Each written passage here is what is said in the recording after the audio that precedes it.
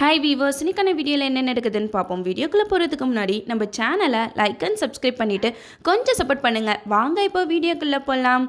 இந்த சீரியலில் இப்படியெல்லாம் நடக்கும் நான் கொஞ்சம் கூட எதிர்பார்க்கவே இல்லைங்க. ஏன்னா நம்ம கார்த்திக் மனசுலேருந்து இந்த டைரக்டர் தீபாவை பர்மனண்ட்டாகவே தூக்கிட்டாரு. சரி, சீரியலேருந்து தான் தூக்கிட்டாருன்னு பார்த்தா இப்போது கார்த்திக்கு கொஞ்சம் கூட தீபாவோட நினைப்பே வராத மாதிரி தான் எபிசோட்ஸ்லாம் போய்கிட்டு இருக்கு. அட்லீஸ்ட் ரேவதி கழுத்தில் தாலி கட்டும் போதாவது நம்ம கார்த்திக் வந்து ஃப்ளாஷ்பேக் மாதிரி தீபாவை பற்றின ஞாபகத்தெல்லாம் நினச்சி பார்ப்பாருன்னு பார்த்தா அந்த ஒரு சீனே வரவே இல்லை. அட்லீஸ்ட் அந்த மாதிரி சீன் வந்தாவது அப்பாடா கார்த்திக் வந்து கொஞ்சமாவது தீபாவை பற்றி நினச்சிக்கிட்டு இருக்காரு அப்படின்னு சொல்லிட்டு நம்மளாம் மனசை தேத்திருப்போம். என்ன தான் கார்த்திக் ரேவதி இவங்க ஜோடி வந்து நல்லா இருந்தாலும் அட்லீஸ்ட் கார்த்திக் வந்து தீபாவை நினச்சி பார்த்துருக்கலாம்.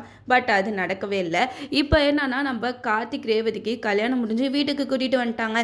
திடீர்னு ஜோசியக்காரங்க வீட்டுக்கு வராங்க. இதை பார்த்து சந்திரா வந்து எதுக்காக இவர் தேவையில்லாமல் இங்கே வராரு அப்படின்னு சொல்லிட்டு அவர்கிட்ட போய் கேட்குறாங்க. நீங்கள் எதுக்கு வந்தீங்க ஐயா அப்படின்னு சொல்லிட்டு கேட்க அவர் சொல்கிறாங்க, சாமுண்டேஸ்வரி அம்மா தாம்மா என்னை வர சொன்னாங்க அப்படின்னு சொல்லிட்டு அவர் சொன்னதுமே சந்திரகலாவுக்கு தூக்கி வாரி போட்டுருச்சு. போச்சு, அக்கா எல்லா சடங்கையும் பண்ணுறதுக்காக தான் இவரை வர வச்சிருக்கா போல அப்படின்னு சொல்லிட்டு சந்திரகலா வந்து திருன்னு முழிச்சுக்கிட்டே நிற்கிறாங்க. அங்கே என்னன்னா ஜோசியக்காரங்க சொல்கிறாங்க, இன்றைக்கே நாள் நல்லா இருக்குமா, இன்றைக்கே சாந்தி முகூர்த்தத்தை வச்சுக்கலாம் அப்படின்னு சொல்ல உடனே சாமுண்டேஸ்வரியும் அதுக்கு ரொம்ப சந்தோஷப்படுறாங்க. அதாவது காலத்தில் நடந்தாதான் எல்லாத்துக்குமே நல்லதா அப்படிங்கிற மாதிரி இங்கே மயில் கிட்ட சொல்கிறாங்க.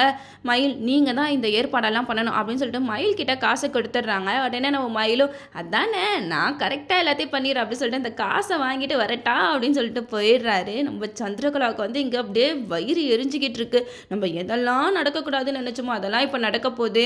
இதெல்லாம் நடந்துருச்சுன்னா அவ்வளோதான், இதை டிரைவரை கையிலே பிடிக்க முடியாது அப்படின்னு சொல்லிட்டு விறுவிறுன்னு ரேவதி கிட்ட போயிட்டு சந்திரகலா சொல்கிறாங்க, இங்கே பாரு ரேவதி, உங்கள் அம்மா உனக்கு பிடிக்காத கல்யாணத்தை பண்ணி வச்சிருக்காங்கன்னு பார்த்தா அதுக்கு மேலேயும் ஒரு விஷயத்த பண்ண போகிறாங்க, சாந்தி முகூர்த்தத்துக்கு ஏற்பாடு பண்ணிக்கிட்டு இருக்காங்க அப்படின்னு சொல்ல உடனே ரேவதி, நீங்கள் கவலைப்படாதீங்க சித்தி, சாந்தி முகூர்த்தம் நான் பார்த்துக்கிறேன் அவனை அப்படின்னு சொல்லிட்டு ரேவதி வந்து பயங்கரமாக வில்லத்தனமாக சந்திரா கிட்ட பேசிக்கிட்டு இருக்காங்க. நம்ம மயிலுக்கு சந்தோஷம் தாங்க முடியல. பாட்டிக்கு கால் பண்ணி சொல்கிறாங்க, பாட்டி உங்களுக்கு ஒரு விஷயம் தெரியுமா, அத்தை ஒரு விஷயத்தை ஏற்பாடு பண்ணியிருக்காங்க, கார்த்தி ரேவதி இவங்க 2 பேத்துக்குமே சாந்தி முகூர்த்தத்துக்கு ஏற்பாடு பண்ணியிருக்காங்க அப்படின்னு சொல்ல அதுக்கு பாட்டி உடனே ரொம்ப சந்தோஷப்படுறாங்க. என்னோட மருமக வந்து இவ்வளோ சீக்கிரம் மனசு மாறுவேன் நான் நினச்சி கூட பார்க்கல அப்படின்னு சொல்லிட்டு அதுக்கான ஏற்பாடெல்லாம் நான் ஏற்பாடு பண்ணித்தரேன் அப்படின்னு சொல்லிட்டு பாட்டி சொல்கிறாங்க. அதை கேட்ட மயிலும் பாட்டி வீட்டுக்கு போயிடுறாங்க. இந்த சைடு நம்ம ரேவதி வந்து கார்த்தியை ரொம்பவே அவமானப்படுத்திக்கிட்டு இருக்காங்க. இதெல்லாம் பார்த்த ராஜராஜன் வந்து ரேவதியை தனியாக கூப்பிட்டு பேசுகிறாங்க.